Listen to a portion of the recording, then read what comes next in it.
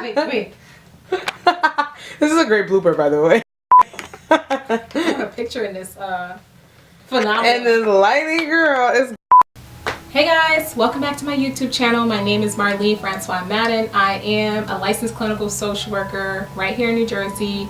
So I wanted to talk to you guys about how do you find a therapist. Now, this question has been popping up all over, and for me as a therapist, I feel like I have access to like 1,000 therapists and it's easy to find one, but what I realized is that for other people, it's really not that easy to find a therapist. Most of the time when you're looking for a therapist, you probably heard of a few therapy directories that are out there, or you probably go on Google and you're searching therapists and you put in your city, and then you're bombarded with a bunch of pages of therapists, right?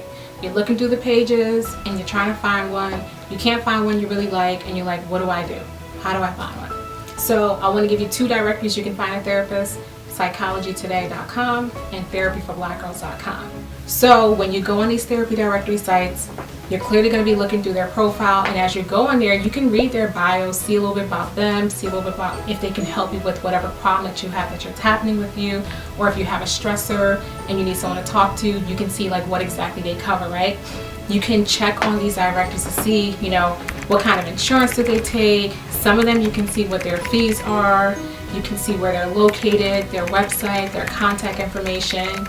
So then what happens next? You find a therapist you like, she's bomb, or he's good. You're like, okay, I think I'm gonna go see that therapist, right?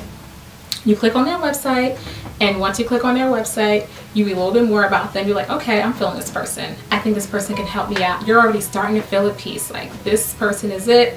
They feel like we're kind of vibing, right? You call them up, and hopefully they answer the phone, and if not, please leave a voicemail, because sometimes when you call, depending the number that's listed may not be the number that is directly linked to the therapist's cell phone, or maybe their office manager. So you want to leave a voicemail so that way they know to call you back. So when you do get a call back from the therapist, or if you email them and you get an email back from them, most of them do offer a 10 to 15 minute consultation, and during that 10 to 15 minute consultation, they may go over as far as what insurance you take, what day can you come visit them, the intake paperwork, what is included, their address. They'll give you all the information that you need. They may verify your insurance for you over the phone, and then you have your first session with your therapist. And your first session is usually like an intake session, just like when you go to your doctor's office. Your doctor's usually asking you a lot of questions. When was the last time you were golfing? Do you feel any pain? Were you sick before? What's happening with this? And what medications you're on? So your therapist may be asking you a lot of questions, so you may feel like, okay, why don't I feel better?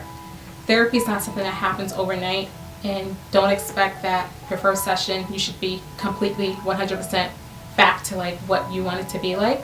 So sometimes the first session could be the intake, where they're going over the documents with you and confidentiality and what's expected, and trying to review a treatment plan or goal with you.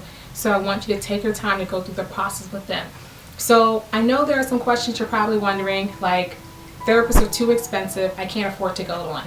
It's a common statement, I should say, that I hear from people. They say, like, they're too expensive, I can't find one, blah, blah, blah, right? Just so you know, some therapists, they do take insurance. So you can call your insurance company. You can ask them to send you a list of therapists that are in network with your insurance provider. Now, if they send you a list and you go through the list and you're like, I can't rock with these people. They're a little too dry for me. They're not what I want. Or you have a particular type of therapist you want, and you recognize that they're not listed there. Now I want you to call your insurance company again and find out, do you have out-of-network reimbursement? And out-of-network reimbursement, that pretty much means that now you're paying cash or credit or check, and you're seeing the therapist and you're paying, right? And once you're done paying, the therapist will generate some sort of statement to give to you, which is called a super bill statement, and then you can take that to give to your insurance company. And if you have out-of-network reimbursement, then your insurance company will reimburse you a percentage of the therapy. So sometimes they can reimburse, anywhere from like up to 70%, maybe even all. So if your insurance company is able to offer a reimbursement, they will send you a check in the mail, and then that way at least you can use that as a way to substitute what you've been paying to go to your therapy sessions. Now let's say you don't have insurance and you're trying to figure out, what do I do, right? So check and see if a therapist offers a sliding scale. So a sliding scale is offering you maybe a lower rate based on your income, maybe because you don't really have that much that you make. You can see if you can find a local mental health clinic that is ran by your state. So a lot of psychiatric hospitals, they also have an outpatient center where they refer people. So seeing if there's an outpatient mental health clinic in your town that you can go to, so that way at least it offsets the cost. Check and see if you can even apply for Medicaid if you feel like, you know, income-wise you're not making as much money. So those are some questions I usually get when people ask like about therapy. And then you have all these other questions people ask, like you go on these websites and you see all these credentials. You see Lcsw, LPC, LMFT, PhD, PsyD. It's like, it's too many credentials. What do? Who do you go to? I suggest you read their bio, go through their website to read what their website says to see if they're able to offer any help to help you, right? Because there are a lot of credentials out there. It doesn't mean one is better than the other. It's just what the person decided to go to school for. And some therapists are also niche focused. So you have some therapists that focus strictly on, you know, marriage counseling. You have others who focus on play therapy. You may have others who are trauma experts. So it just depends on what you're looking for, and you can find those things on their website. The other thing I want you to think about is the fact that, let's say you go to a therapist and you're just not feeling it, right? It's not working out and you just feel like, I don't know if I should do this. You can look for another therapist. It's completely okay.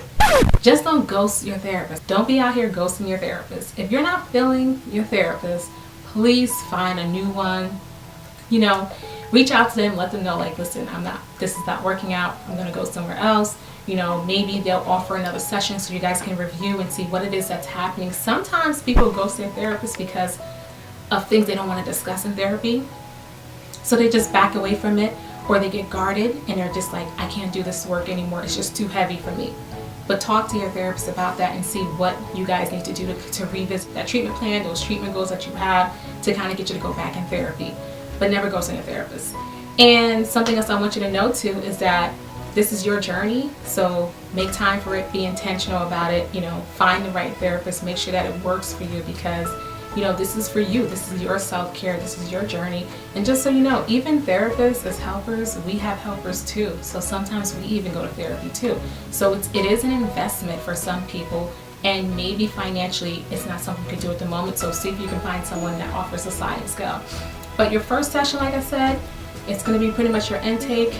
Going to go through that, maybe an hour long, maybe 90 minutes long, and then moving forward you will set a time that works best for you and your therapist to meet on a weekly or bi-weekly or monthly basis.